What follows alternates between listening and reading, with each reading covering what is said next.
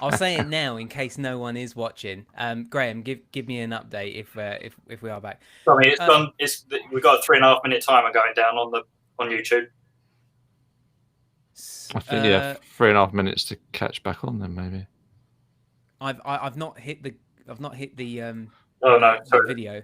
I think that's from earlier. Guys, if you can hear us, I think we had some internet issues, so I think we're back now. If you can still hear us, can you still hear us again? Has it carried on? This has never happened before, so we do apologise for this.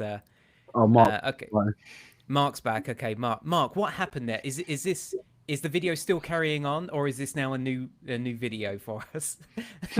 give us the lowdown, Mark. What's the deal? Sorry about this, folks. I think we'll crack on then. I think everything's back to normal. We can, yes. Yeah. Okay. It started a new video by the looks of it. Oh, has it? No, actually, no, I don't know. Andy. Yeah, we're back. We're back. Is this the same video, or is this created a new video for us? See, that's why we needed someone that's not on the call to be there. You know, that's what Andy is. Okay, Andy said it's a new video. Yeah, I think it is a new one. Yeah. Well, hello everyone, and welcome to the new live stream. Part 2. It's a new video. Okay, guys. Yeah. Okay, if you're getting this notification, we were live for about 50 minutes, and then it just for some reason it crashed. But we're back.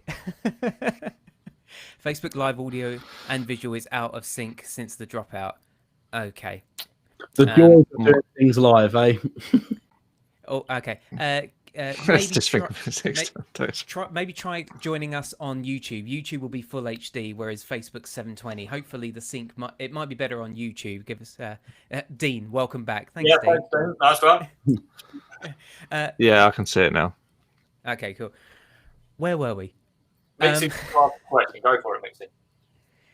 Mixer, yeah, absolutely, man. Go for it. That's what we're here for. That's what we're here for. I was, I actually wonder. It's a shame that Stephen's not here because I know he would be interested in this.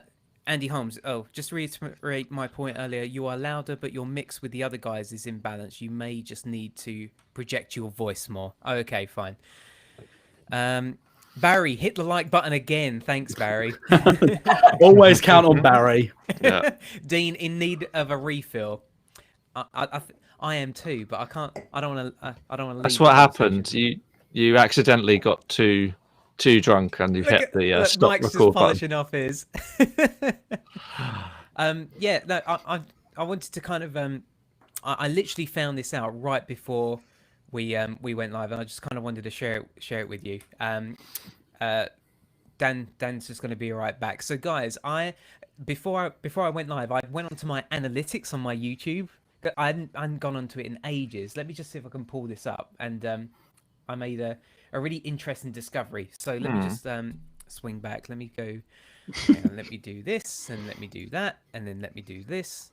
Okay, so this is the back end of my YouTube. So this is based on the last year. So my overview. So my top videos in this period have been a tutorial, a review / tutorial, another review tutorial, another tutorial. So that's been kind of the top videos. But the interesting thing is, if I go over to engagement. Sorry, if I go over to engagement, and I actually changed that from the last 365 days to the lifetime since I've been on YouTube. If I scroll down, what's really interesting is the engagement has not been tutorials. It's been the personal projects, finding your photography style. Like the top 3 videos have been personal projects, which you might argue are not kind of ones that do well on YouTube. Which I found a really interesting thing. I don't know what you guys think about that, but I have to say, like the finding your photography style, which is the one I did for the photography show. All I did was sit in front of the camera and talk for about half an hour and show bits from previous behind the scenes videos and previous personal projects, and I was kind of speaking about how to find your style. The amount of people that messaged me from the photography show and on Facebook and on Instagram, it was so overwhelming at how much people enjoyed that video versus a generic tutorial that gets lots of views but not as much engagement in terms of comments, which I find really interesting. And it's so it just made me realize that despite having loads of views on a tutorial, it is no match. It doesn't even compare to the amount of lovely comments that people say and when they reach out to me and talk about those personal projects. So it's a really interesting thought process. It kind of made me think of Graham. There's I'm reading an audiobook which you recommended to me. Which one? Oh, it was the I can't remember how many books I've recommended to you this year. I even posted you one last year, didn't I? You even posted me one, which I loved, by the way. It was the storytelling one. Yes, the story brand, really big thing in America, only just coming out over here. But yeah. So it made me think of this. Let me switch back over. So this is what I'm listening to at the moment. Building a story brand, clarifying your message.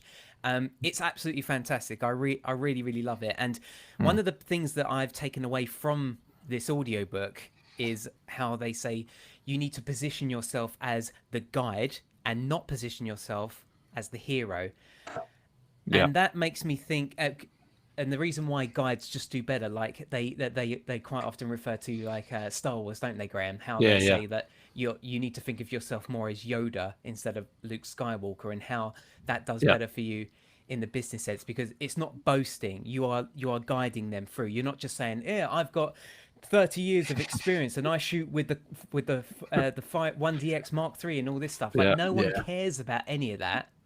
No one knows that. The customers don't know that. No, they don't. And why should they care? Because it's not relevant to them. And that made me think about my personal projects, because when I do a personal project, I am not the hero. I'm the guide. It's Hazel who's the hero. It's Holly who's the hero. It's Alf, the World War II veteran. They're the hero. And that just makes me so much more creatively fulfilled, because rather than putting myself in the limelight in a tutorial and making myself look like I know it all, it just kind of made it kind of had that association with me. And that's why I think that they do so well, because I've positioned myself in those videos as the guide and not the hero. And it's just interesting that personal project videos did better engagement wise than they did views wise. Definitely. It's kind of the whole thing I like really about the story brand, and the reason why I keep going over it. And there's loads of helpful guides. Very no true. one cares about your gear except other talks. Yeah, exactly.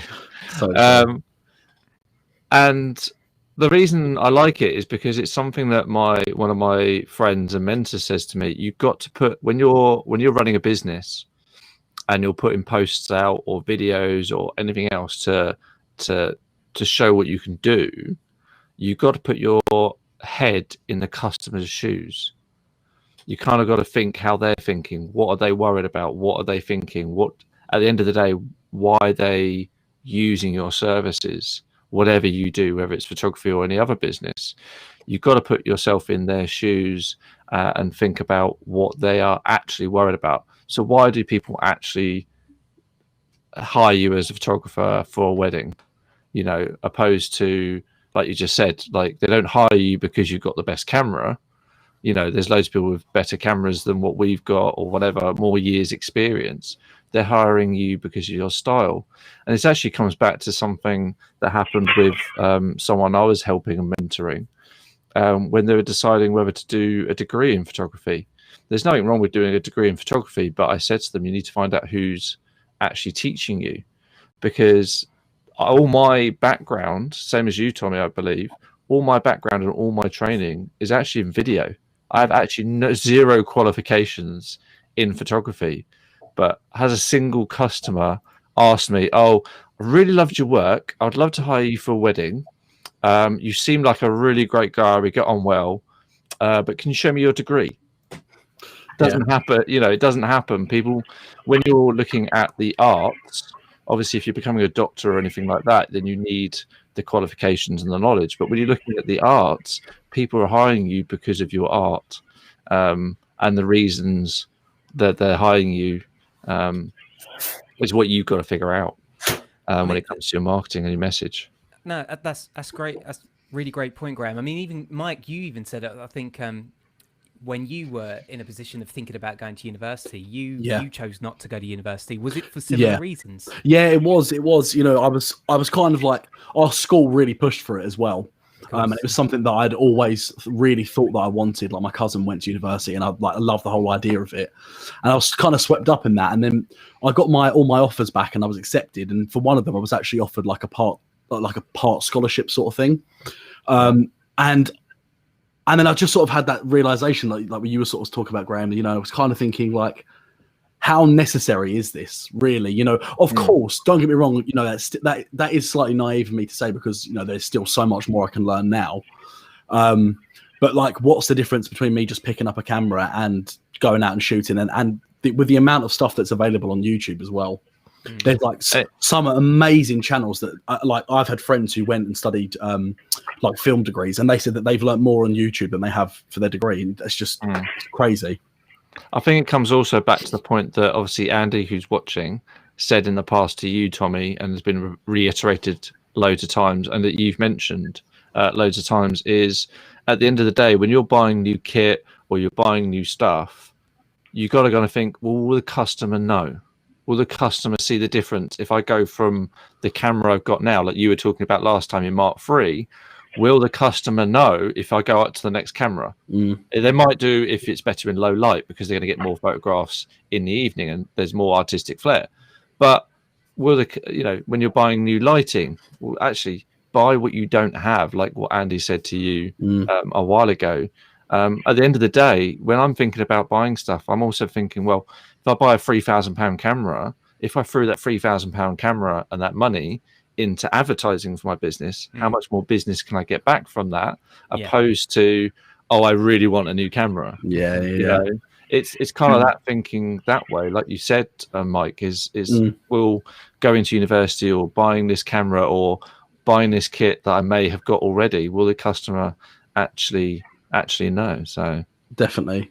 And you know, at the end of the day, when we're doing this now as a business, you know, you take out that hobbyist enthusiasm that we had at the beginning. You know, you have to it's not a good way to think about this all the time, but you know, you have to make money, and you if you're constantly buying yourself like new equipment all the time, that, as you mentioned, Graham, people aren't noticing, or it's not changing your style, or it's not enhancing anything, you know, you've got, every time you buy that piece of equipment, you've got to make sure you're making that money back as well.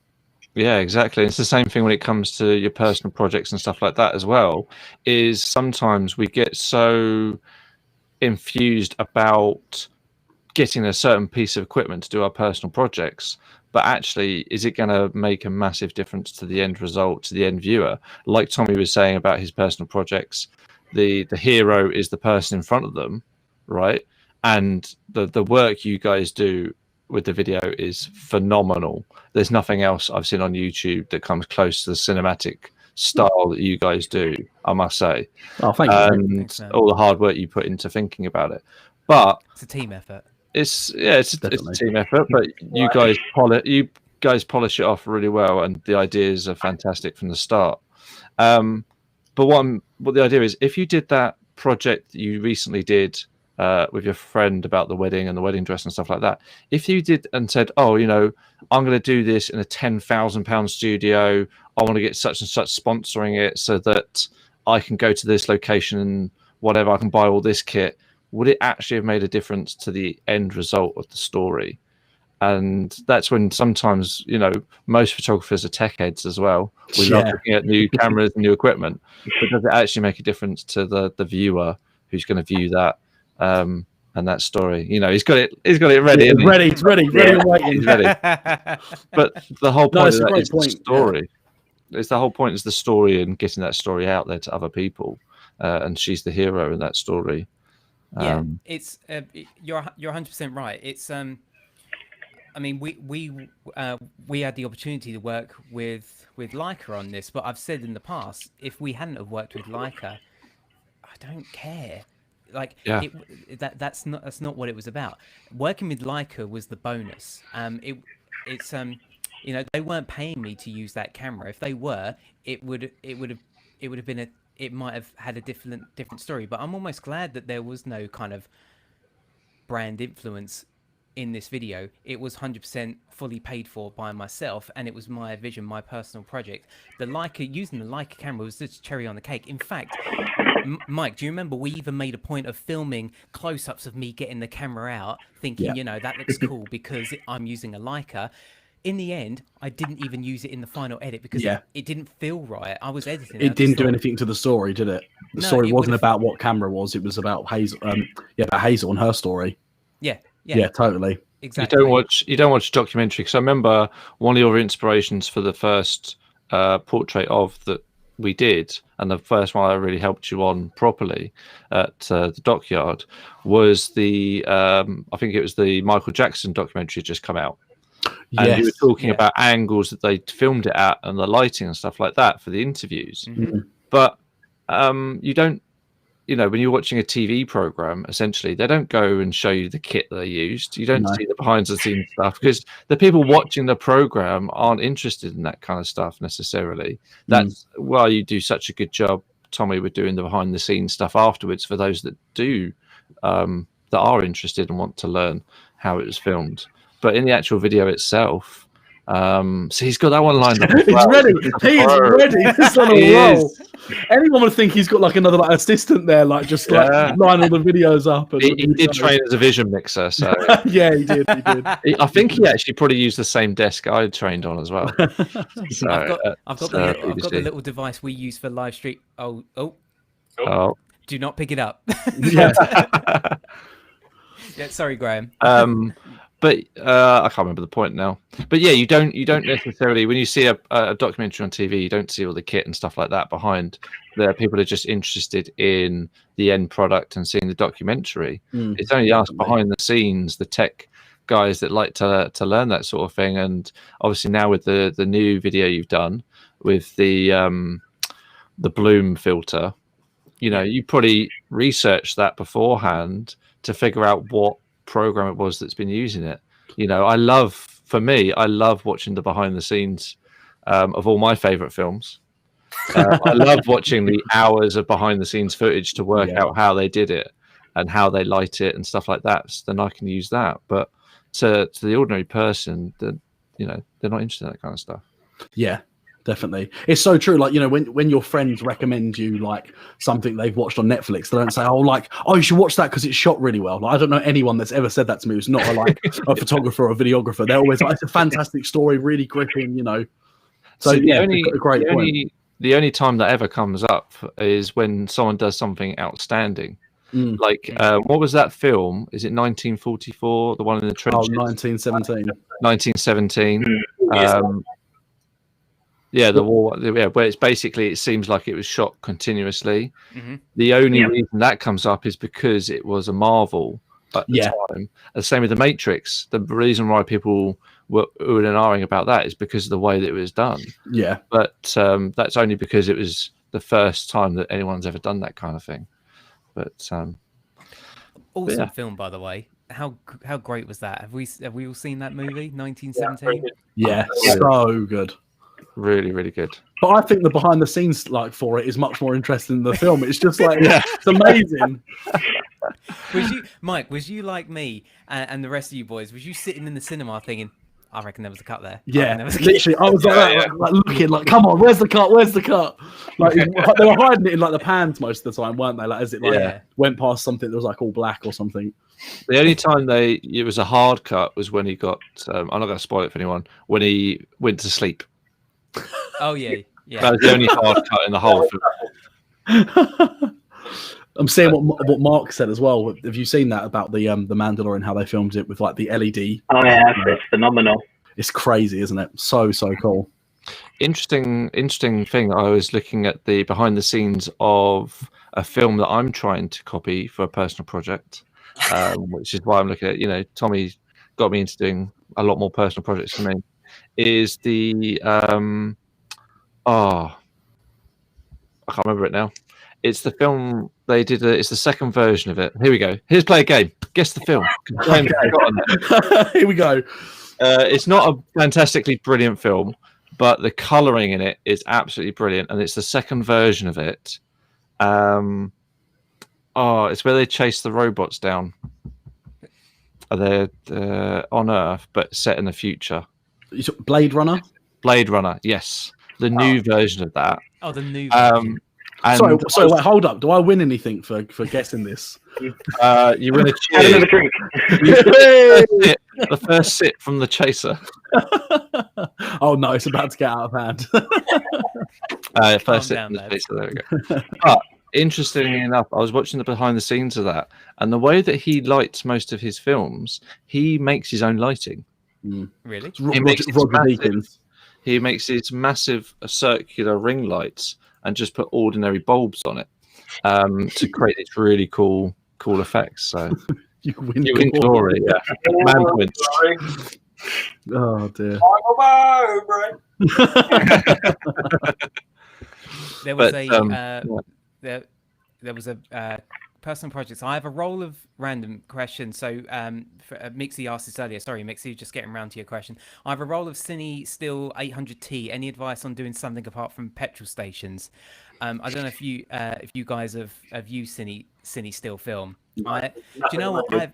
I've got a roll of it, and I've had it in my studio for years, and I haven't used it. And one thing that I want to try and do, because what's unique about this roll of film is that it's tungsten balanced, whereas most films would be daylight. So what I want to try and do for a personal project, I think I might have said this to you, Mike. Yeah, you did actually. Now, when you mentioned that it was tungsten, it literally instantly clicked the project.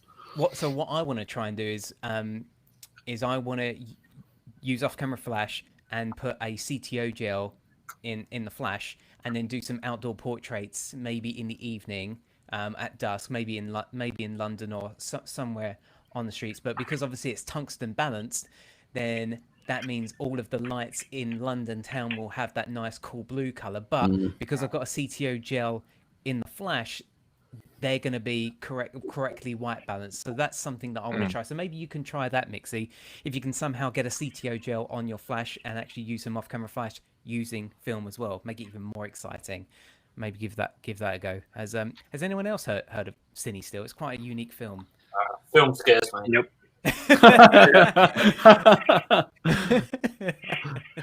We're just all digital. Yeah. Probably now. Digital's expensive enough. Yeah. That's So that is true. Be waiting until next summer. Yeah, most likely. Yeah. Cheers, Andy. Thanks for the downer. Yeah. Next summer. He didn't say summer of 22. That's true. Summer 22, yeah. All right, boys. Let's change tactic. I want to hear what some of your goals are for next year. So let's assume that everything is going to go back to normal by around spring. Who knows at this point? But let's just assume that things go back to normal. What are your plans, or what are your goals? What are things that you want to do in 2021? Stephen, did you want to start us off? I'll start us off. So I'm like really, really into my color theory at the minute. I'm spending as much time as I can physically possibly imagine learning about color theory, and I really want to get in the studio and on location, just start getting some really, really thoughtful shots around color, matching colors, color harmony, and what the styling of the outfits are and the backdrops. Quite a lot of inspiration. I don't know if you've watched it at my recommendation yet, because everyone's raving about it. Is the Queen's Gambit? Yes. I mean, Finished it. It's brilliant. When did we do the Panasonic shoot? Last year. Yeah. Mike, do you remember me harping on about color theory then in the car on the way up? Yes. Yeah. Definitely.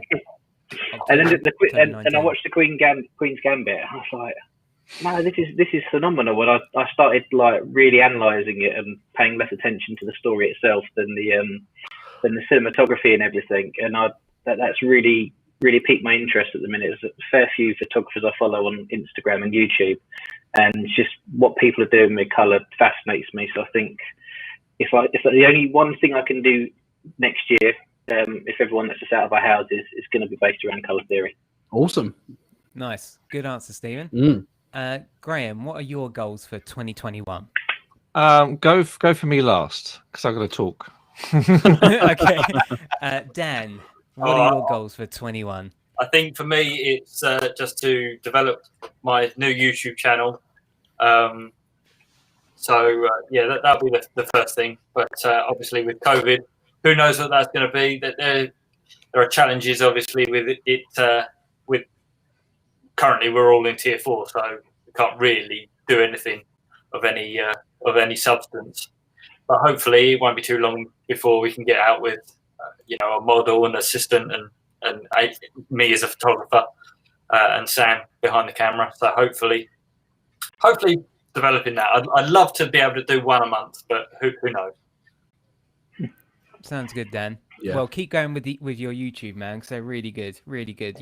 You've got a style, and I really enjoy the editing as well. Like it sounds so simple, but some people really do miss just the simple, like, cutting on the beat of the track that they're using, and you do that very well, and it does make a huge difference in terms of pace. That comes with experience. I've been doing it for 10 years now, so I've learned a couple of lessons in that time. Before we move on to you, Mike, Barry said just to have as much fun as possible. I think we can all agree after this year we would love to do that as well. 100%. Well, if nothing else, I hope that the 4 of us managed to get you out on a mini stag do, if nothing else. Yeah. Oh dear. Yes. If not, it'd be a virtual one. Yeah. Maybe we should have it so every time we click our fingers, he has to do a shot or something. He'd be dead. Oh my god, that would be so funny. We'll have to do we'll do a pre-wedding live, everyone. I will say now, the behind the scenes of that night will not be up to standard. A little bit out of focus, a little bit wobbly. Yeah. There's no difference there then. Andrew says live stag do. Yeah. Beautiful, Manny. I think you'd actually love that, Tommy. What goes on stag stays on YouTube. Yeah. I think someone said in the last live, like, you gonna live stream the wedding, and I thought, mate, that's a bit too much. Like, I don't think a little bit. I don't think Emily would approve, especially if I have it from multiple angles. Oh dear. Oh Jesus. Michael Mowbray, what are your goals for 2021? Well, yeah, I think I want to do a few more personal projects. I know, like, we've spoken a little bit about this, haven't we? And I've been speaking to Dan about it as well. And I'm hoping that if things go well, I'd like to try and start a YouTube channel, Nice. doing like some tutorials and like just some of my own behind the scenes from shoots, etc. But I'm not trying to be negative about it. But obviously, I suppose it does all depend on the tiers and the lockdowns and the impending doom. We're just looking at your show reel here, by the way. This is Michael Mowbray's show reel of work that he's done when he's not worked with me. As you can see, it's very, very different, but you can see where the cinematic kind of influence comes in. Do you mean that was you behind the sniper rifle, Tommy? Oh dear. Did you have any specific kind of ideas, Mike, for any particular projects or styles? Yeah, I know, like, to try? Well, there's two that I've got in mind. So, like, the first one would be potentially one with you, which we've spoken about, is maybe doing behind the scenes where it's all shot on GoPro. Yes. Because we were kind of talking about, as to go back with what we were all saying before about camera gear. I'd like to try and show people that you can do something, you could achieve what we do with something that's cost like £500. Because there is all this thing about how much you need to spend on your gear, etc. But the reality of it is, you probably can achieve great things with something like as small as a GoPro. And then the other video that I want to try and kick the YouTube channel off with is breaking down lighting an interview. So just a basic sort of few light setup for a video interview. Yeah, that's actually so that will hopefully be a collaboration that you're gonna do with PixPro. So in the way that you've seen me kind of break down lighting setups, Mike will be flipping it, and then he'll be doing his own thing, and he'll be actually be talking to camera, and so you'll be in front of the camera for a change, Mike. And he's already told us how nervous he is about that. So Definitely, yeah. This is already out of my comfort zone a bit, but it's fine with you guys, But yeah, just it's something I want to work on. But again, there's a bit of improvement for myself. Something I want to work on and develop for next year. Well, Barry's already looking forward to it. So. So. Oh, wicked! Cheers, Barry. You've already found an assistant in Andy as well. Yeah. Mark says, absolutely, Mike, you've definitely got a lot to give. So 100%. Thanks, guys. Thank you. I'll be watching that for sure. Yeah, me too. Yeah, me three.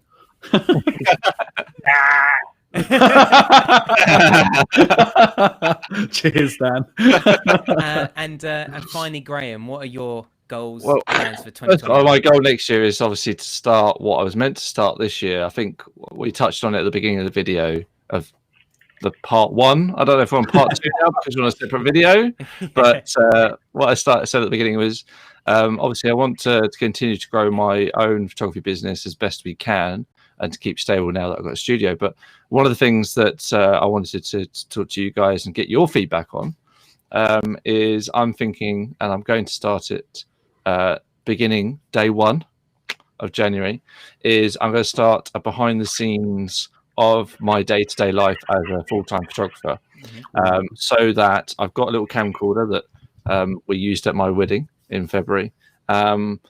Basically every day talking about what I do, what I'm thinking about, my worries, my discussions that I'm having with myself, the work I'm doing, behind the scenes of how I work with customers, personal projects, absolutely everything, mainly business orientated.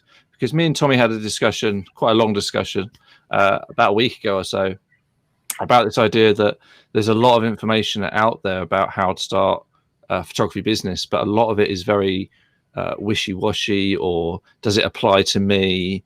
What actually works? And most of them are trying to sell you onto a course of some kind about how the way they do things, which is, I've got nothing against people that do that. But what I'm going to do is completely different, which is literally filming a vlog behind the scenes of what I'm doing on a daily basis, and then probably set videos of private projects and things I'm thinking about. So that's what I'm going to be doing next year. But as a side note, a lot of people, I don't think of each year as a goal, because I think it was the original owner of Microsoft, I can't remember his damn name, comes to my head. What's that? Sorry?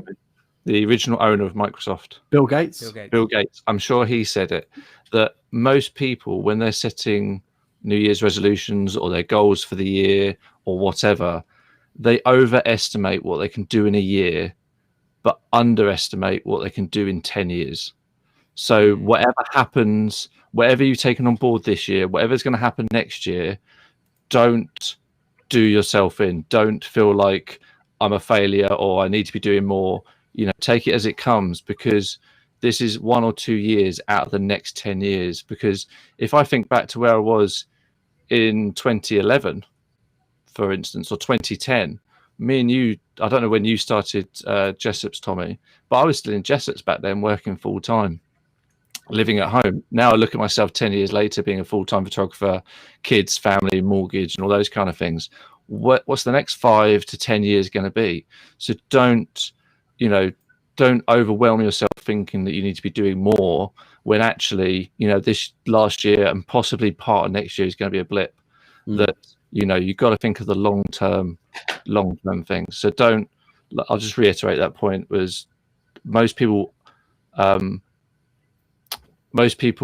think they can do too much in a year, but they underestimate how much they can do in 10 years. So there you go. Wow. Cool answer. I wanted to ask you guys, what obviously there's a lot of people probably watching that are looking to get into photography. What have you found from the business side of things and being an assistant, as we're talking about today? Have you found online? What have you found useful? Or how have you found information about how to actually do this as a full-time career? Because I know most of you are full-time in your profession. So throwing out there to you guys now. I'll go first if you like, Graham. So I think the best piece of advice I could probably give anyone is do not pay much attention to Facebook groups. There are a lot of Facebook groups out there aimed at beginners, experts, intermediates, for different brands of camera. And you can go on there and you'll literally have people saying, I want to start a business. Where do I start? And everyone has their own idea on where to start. And not everyone runs a business successfully. Not everyone runs a business at all. So by all means, join the groups, post the questions up, but you really have to choose what advice you listen to. And the only way you're going to do that is by asking a lot of questions from people already doing it and make sure that they are doing it and doing it well. Such as Graham and Tommy, Mike, Dan. Just learn from people that you can trust. Don't just ask Joe blogs on the internet, because there have been so many strange, bizarre answers I've seen online. And you think, are you a practicing professional? Like, just be very, very careful where you get your info from is probably the best advice I can give anyone. That's really great, man. One thing that a conversation I had with an old client that's made me think of this story that I think is relevant is even if advice is coming from someone who is high up in their game, doesn't mean it's the right advice for you. And that's something that I took a really bad hit on when a client told me years ago, really well established singer, I won't say who they are, but really well established, and they said, why would you ever do teaching? That's beneath you. Like, I wouldn't do that. You don't need to do that. And I've even had another client say, don't do weddings. They would be mortified to know that you photograph weddings. And even though these are big clients who are good in their field, it doesn't mean it's the right advice for you. You are different. And as it turns out, yeah, I know Andy knows who it is, but because I had this chat with Andy, and he said, you're crazy for not exploring the teaching side of things. That would be crazy not to do that. And just because they said no doesn't mean it's the right advice for you. So as you said, Stephen, I think chat to people who you trust is a really key point. So just they don't have to, just because they're big in their industry doesn't mean that it's the right advice for you. And as it turns out, and as it has transpired, I've got now 3 different feathers to my bow, if you like. I've got the training and the weddings and the portraits. And the portraits is the thing I started with, and is now the thing that makes me the least amount of money. If I'm being honest, it is the least amount of money that I earn. The training came in the last year, doing online coaching as well, doing it this year. It's brought in more money teaching than anything than the portrait side of things. That's the reality. That's the truth. So you are 100% right, Stephen. Get advice from people who you trust, because they know you, they know how you work, and they don't love you because of your work. They love you in spite of your work. And as Brené Brown says it famously, vulnerability is not a weakness; it's a strength. So yeah, great advice, Stephen.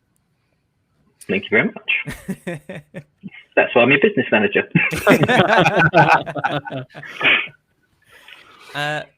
Mike, did you have anything to add on to that? I mean, you kind of touched the main point that I wanted to say there. Yeah, I think what you said was perfect. Really, you really. I mean, I am only adding to what you guys have said, really, but you really do want to make sure you get advice from different people, because much like yourself, I had a lot of people who, like, when I started out, I mainly started out making my own short films and documentaries, and I was hoping that was what was going to be my main source of income, so I could do it full time. But realizing that, I'd have to have a big break, or I'd have to have. There was just, I wasn't really sort of getting the work I wanted to by just doing that. And a lot of people said to me, stick to doing just that. Don't, if you stick to this, it'll be fine. But really, I've branched out and done other things. Like, I've worked in other areas such as like TV and corporate. Loved what I'm doing, and that's sort of given me my main source of income now, like you said. So yeah, you definitely should make sure you get advice from lots of different people, really. Cool, man. And Dan, did you have anything to add to that? No, I think you boys have covered it all, really. I've just got one. Sorry, Dan, I was going to say, I've just got one other little tidbit of advice that I think would be quite decent advice to give. And that would be, you don't necessarily have to seek advice from people anywhere near your field. I give Tommy a lot of advice. He takes some, he leaves some, but my actual main profession is actually in IT, not in photography. And because of what I've done non-creatively, I have a completely different view on things. So I can say, Tommy, what do you think about this? And these are my reasons behind it. And once you give me explanation, he's like, that totally makes sense. But he wouldn't necessarily look at it from that angle. So maybe just like, don't necessarily focus on creatives for your advice. Go out to other business professionals. Graham, I'm sure you probably do a lot of this. I know you do business networking. Yeah.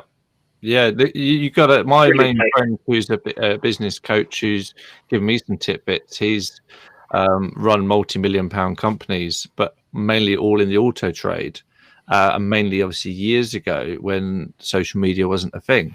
But his ground knowledge is so good and so valuable that no one else could give me that advice. But his current advice on marketing might not necessarily be quite there. So you're 100% right. You've got to look at certain pieces of the puzzle, work out what fits for you, talk to different people, especially outside your field. Like, I speak to so many people outside of photography that have nothing to do with it, about different things, to do with the business side of things, which is kind of why I wanted to start this whole, here's a shameless plug, Bewley's _life, is because me and Tommy mentioned people see the images and the behind the scenes videos and stuff like that, the stuff you want them to see, but it's not necessarily 100% a glamorous life, and you actually spend most of your time on the computer trying to find work or marketing or calling people or sorting out customers and all the things that go with it, finding suppliers, making price lists and everything else like that. So there's a whole side of photography and being a full-time photographer that you don't see. So and that side of things, you have to speak to a wide range of people. So yeah, you're 100% right there, Stephen.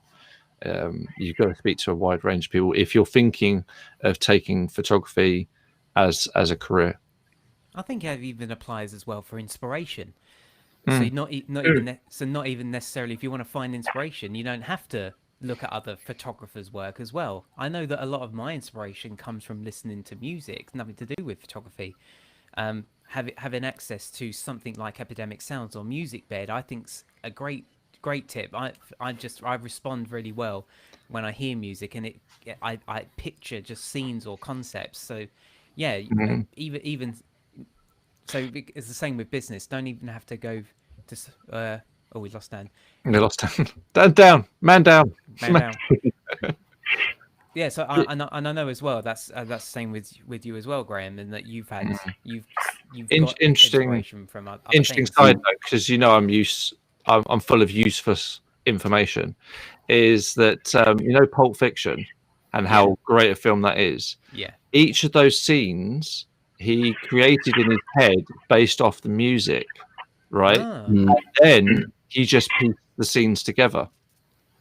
He loves his music, doesn't he? Like, it's such a big part of his like pre-production. And Kill Bill, I think it was Kill Bill, was one of the first films that he made where he had the music made for the film. All other times, the music was before he'd even come up with the story. So exactly what you're doing. And the whole thing about Pulp Fiction was all the story was segmented and then put back together, which is why it's so disjointed. And he was like, actually, I'm just going to keep it this way. That's awesome. That's cool, man. So imagine doing all of that and planning it, and then someone goes, "Yeah, you can't have the rights to that music." But then all his films have got such iconic soundtracks. Yeah, they do. Even Kill Bill. I think the reason why he had music made for Kill Bill was because he did, at the time, what was considered a very long shot.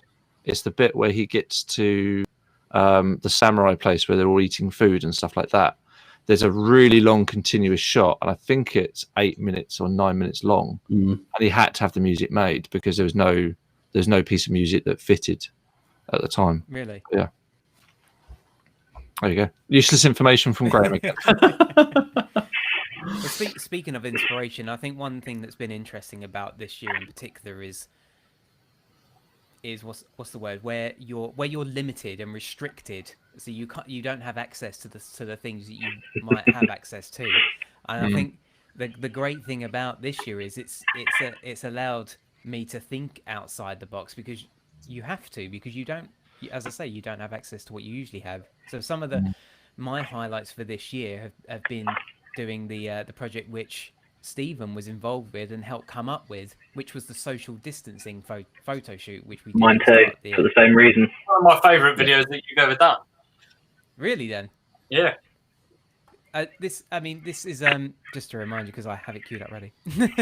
Yeah, Oh, that's my photo. Could have got a better looking model, but yeah. I mean, I did try.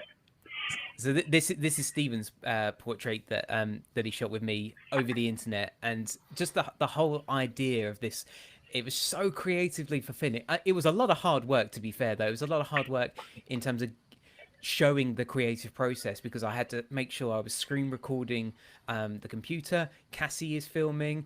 There's a GoPro filming. There's an audio recorder filming the obviously the audio, and so syncing all of that together, getting and then sending out all of everyone's images and getting it all back in. So it was a lot of hard work, but the outcome, I'm so pleased with it. I'm really proud of it, and it took quite a long time to set up as well, didn't it? Because I remember I come up with the idea of walking my son around the ponds during the first lockdown here in the UK, and I remember phoning you and going, "What if we did a professional looking portrait, like using all the proper pro equipment and off-camera flash over the internet, and we just built it from there?" And then you're like, "What if we get a load of photographers to do it?" and then we tweaked it and worked it, and I think it took 2-3 weeks. Yeah, before we even did proof of concept. Yeah. So you you came on to and we did a dummy run, and the first dummy run didn't work properly, because I was doing, it was too much load on my computer, which is why I then got the A10 Mini Pro, which is what I'm using to kind of transition between, and it's what I use in the live streams as well. That's the reason why you got it, Tommy. And that was one of the reasons why I wanted to get it, was because I wanted to see if we could do this. I mean, trying to get a capture card over the first lockdown was a nightmare, because everyone wanted to go live, and me being me wanted to just try and take it up that notch with this idea that we'd got, and the result, I'm so proud of it. This is one of my highlights of 2020 was this whole concept. So yeah, I'm really proud of it. So yeah. No, I loved it. We'll have to reverse it this time round. Well, I think you need to feel what it's like and how alien it feels to take a photo over the internet. I did one with Mark, who's watching. We did it both ways, so I shot him and he shot me, and it's just such an alien experience, not being able to move the camera or just sort of move around and just check your lighting or anything, or even just gauge the distance that you're working from. It's just it blows my mind, and the fact that you shot Aaron shot you, and you were thousands of miles away. Yeah, he was in a different time zone. Like he even jokes in the video, which makes me laugh. He said we should have waited until tomorrow, and it would have been today there. So it would have been like a different day and a different time zone. Wow, that's crazy. No, that was cool. That's one of my highlights, and I'm so pumped for 2021 and working with you all again in some capacity. I know that we want to do more live streams, which is kind of definitely. Live streams is when all of us are in the same room, because it does require a big team, and so it's something that we're going to do not only for the photography show, but also ongoing on this YouTube channel, where we're going to do live demos. So if you're watching this live, or even if you're watching this on the rewatch, do give us a comment of a particular lighting setup or demo that maybe you would like to see. We are going to do some for the photography show, but we're going to try and do this throughout the year on my own YouTube channel as well, and hopefully we can do it live. If COVID restrictions, we can do this, have a workshop. I know that I was meant to do a workshop at the start of this year, which unfortunately got postponed. So hopefully not only can we do live demos over the internet, but we can also have workshops as well. So, but guys, I just want to thank you all so much for being on this live stream and sharing your thoughts, your inspiration, your opinions on working in your own fields, and also what it's like working on some of my projects. So, guys, thanks ever so much for helping me. I really do appreciate it. You really are only as good as your team. All right, I really do appreciate that.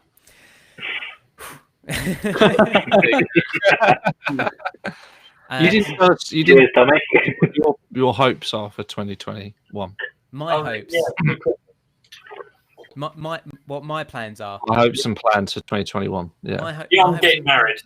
Getting married, Yeah. That's the biggest one. We're getting married in April, so which is obviously like I can't believe that I'm gonna get married. Mike got married only recently. We both proposed to our fiancés within the same week with the same GoPro actually. I feel the need to wave my ring around as well. Now we go. There's some Lord of the Rings going on now. It's time for me to join you boys. Yeah, come on, Tommy, join us. Join us. One ring to rule them all. You won't forget it either. Tommy, just to answer your question before we go, yes, you're right, Dean. Dean's answered it there as well. So it's going virtual in March, and then hopefully in September it will happen as intended, which is always great if when the show happens. And it's not just about the demos. It's nice to see everyone. It's nice to put faces, comments to names and faces and interaction. I know it's one of my favorite parts about the show. It's just seeing everyone, because I think that this can be quite a lonely industry that we're in when we're working by ourselves. So it's quite nice. It's like what Stephen said. You've got to network. It's a great networking opportunity. Don't necessarily go there to check out the latest gear, but also to network and meet people and hit people up before the show as well. Yeah. Barry's absolutely right. Don't do what I did. Oh, sorry. Go on, Dan. I was just saying, Barry said, fingers crossed. I totally agree. The photography show, the physical photography show, is something I look forward to every year. And not having one this year has been a big loss. The only thing I mention is obviously don't hit people up beforehand so you can meet them, and don't do what I did, which was jump on Tommy as he gets off stage whilst his mic was still on. Oh, yeah. And say, hang on. It'd been a couple of years since we've seen each other, and he just jumped off stage and we're having this massive conversation. And I think I said, oh my God, someone here that actually remembers me when I had hair. And that mic was still on, so the whole conversation got broadcasted out to 250 people in the audience. Great. At the photography show, which was hilarious. God, that was so funny. Yeah, because it was in because it's out the way. It's in, I forget what they call it. It's the room in the tote suite, but it's basically it's a room by itself. It's not, you're kind of like wandering in and out, and it's there like it's its own room. And I stepped off stage, and then, Graham, last time I saw you had hair. And then someone just opened the door and went, your mic's still on. And then I had to, and rather than kind of take it out and then hand it to him, he then walked back in. I thought, I've got to follow him in to hand it back to him for everyone to then look. And then everyone was just staring at me. And as I walked out, I went, you won't forget me now, will you? That was a good story. I remember that. That was good. Right, I think that's a good point to end it there, guys. So Mike says, thanks for everything this evening, guys. Great info and chat. Have a great New Year's Eve. Same to you, Mike, and same to everyone watching at home. Have a happy new year, and we hope to see you all in 2021. Guys, I hope the same for you. Happy New Year. Have a good one, guys. Happy New Year. Cheers, Tommy.